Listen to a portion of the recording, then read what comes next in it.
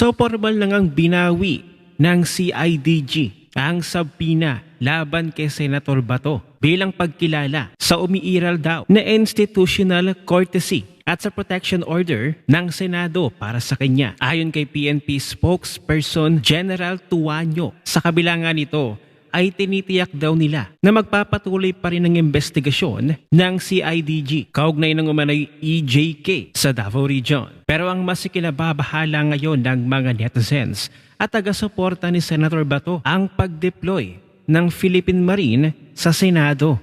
Marami ang nagsasabi na baka i-extract daw si Senator Bato ng Philippine Marine. Ito kasi ang komento ni Ate Joey De Vive. Yung Marines sa Congress, Senate ba ang nag-request noon? Baka i-extract si Senator Bato? May nagkomento pa ang sabi, well, if that happens, di totoo yung chismis na bounded na sa politics ang AFP. Diba sabi ni Bronner, Abid, the Constitution. Hindi naman part ng Constitution ang ICC. Baka i-extract, hindi na nila talaga padadaanin sa local court bago pa mag-comment ang Supreme Court sa mga petitions or wait for the warrant issued by judge na bibigyan ng maleta or binabantayan si Senator Bato kasi baka biglang mawala kasi nalusutan nga ang mga NBI agents. Ito pa ang sabi ng isa, martial law na talaga. Di naman nag-request ang Senate na dagdag security sa Senate o para takutin yung mga OSAA at madukot na si Senator Bato. Ayaw nga ng Senate na may checkpoint sa labas nila pero bakit kailangan pang dagdagan?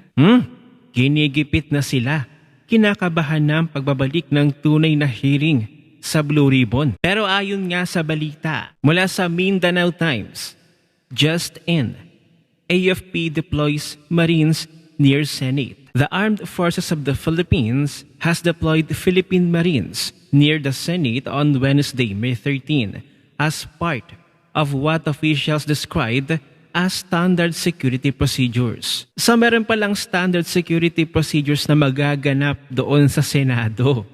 An official said the deployment was made in support of ongoing law enforcement operations, stressing that the move follows established security protocols. So wala naman pala itong kinalaman sa mga haka-haka ng nabasa natin sa komento. So ang dahilan kung bakit nag-deploy ang AFP ng Philippine Marines ay para sa standard security procedures. So hindi naman pala dapat kabahan. Pero hindi natin alam. Iba rin kasi mag-isip ng mga netizens, lalo na ang mga Pilipino ngayong Marcos administration kasi nga daw nagbebendalo na ang administrasyon na ito. So yung mga nag-aalala sa kaligtasan ni Senator Bato na baka i-extract daw at dalhin sa Senator Bato sa The Hague, Netherlands ay tanggalin na ninyo. Dahil ayon sa kanila mismo ay bahagi lamang ang pagdideploy ng Philippine Marines sa Senado ng kanilang standard security procedures. Ngunit itong si Senator Bato ay kung hindi man siya pakinggan ni Mr. President BBM, ang kanyang panawagan ay mismong nanawagan na si Senator Bato sa kanyang mga kapwa PMAers na huwag hayaan na isuko ang isang Pilipino na naman sa mga dayuhan at ating protektahan daw ang ating soberanya. Panoorin natin ang video na ito. Na yung nakikita niyong kabuuan talaga is politika. Kasi maraming ayaw sa mga Duterte, maraming mga ambisyon talaga, yung ilang mga nasa mga personalidad, mga politiko. At nanawagan kayo kahapon kay Pangulong Bongbong Marcos na huwag kayong isuko sa ICC. Tama naman kasi. Yes, alam naman natin ito, lahat, na ang punot dulo nito ay politics. Kasi kung talagang gusto nila ng accountability, kung meron man kami nagawa ni Pangulong Duterte, na kasalanan. Dito sa Pilipinas. Buhay na buhay yung ating mga korte dito sa Pilipinas. Pwede sila mag-file ang kaso dito. Yes. But since yung ugat nitong lahat ay politika, gusto nila mabanish the face of the earth yung mga Duterte at alay. mga talyado, ginawa nila yung approach sa ICC. So, politika lang ito. Tama. At the end of the day, sabi ko nga sa ating Pangulo, kahit na tayo magkalaban sa politika, pero noon magkasama tayo. nagsumikap ako magkampanya para sa kanya na manalo siya bilang presidente. Pero ngayon, nasa kabilang panig na Diba? magkabilang panig. Walang utang na loob. Today, siya Pilipino, ako Pilipino. Kanino tayo hingi ng suporta kapag ikaw Sa kapwa. ay nasa bingit ng kagipitan? Di ba? Sa iyong kapwa Pilipino. Tama.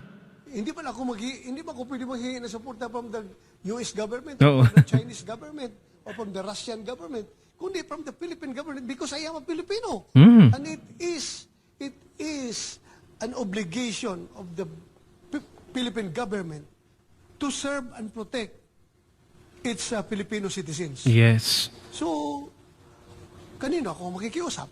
Alangan mo makikiusap ako doon sa mga foreigner na protektahan ninyo ako from foreign kaso, intrusion.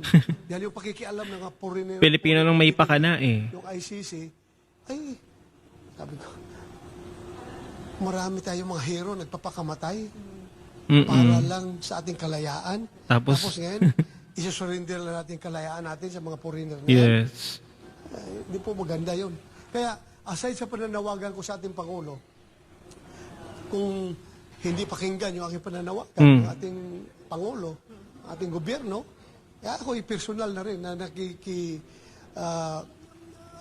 nananawagan sa aking mga kapwa PMAers, yung mga graduate ng PMA, mga sundalo, mga pulis, mga Coast Guard, mga Army, mga Air Force, Navy, Marines,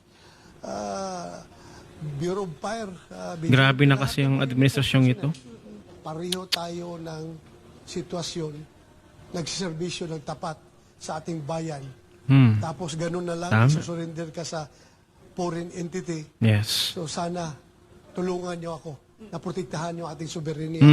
Huwag po tayong magpapaapi Pasakop. Oo. mga Tama. dayuhan. Masakit nga lang talaga para sa ating mga Pilipino, lalong-lalo na dito kay Senator Bato at ating Pangulong Duterte na kapwa pa natin Pilipino, kapwa lahi pa natin, ang nais tayong ipadala o ang isa mang Pilipino sa mga dayuhan at doon lilitisin sa dayuhang hukuman. Ganon kasakit ng dahil lamang sa politika. Politika na pala ang sinasamba ng mga politiko.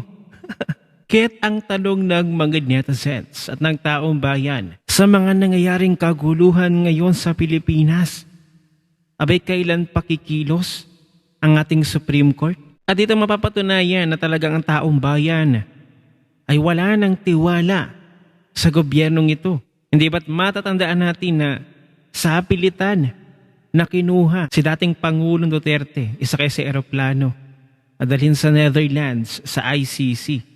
Hanggang ngayon, hindi pa rin nakakauwi ang 80-year-old na Pilipino na ikinulong doon na wala pa namang napapatunayan sa mga ibinibintang sa kanya. Tapos ngayon, isusunod ba natin si Senator Bato, isang Pilipino na naman?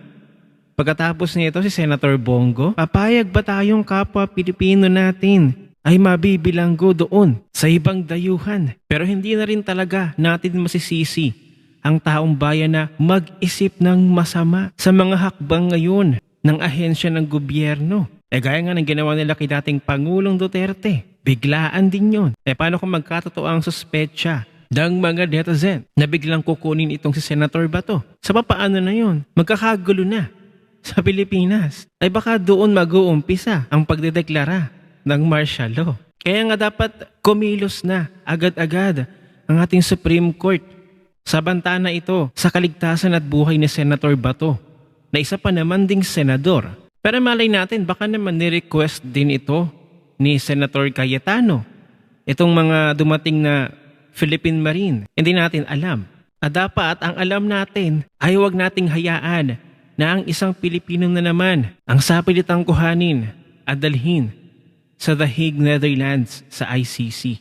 Sa inyong palagay, meron kayang koneksyon ang pag-deploy ng mga Philippine Marines sa Senado dito sa posibleng pag-aresto kay Senator Bato? Ano ang inyong opinyon? I-share mo na ang video na ito, mag-iwan ng comment at like sa ibaba at magkita-kita ulit tayo sa susunod na video.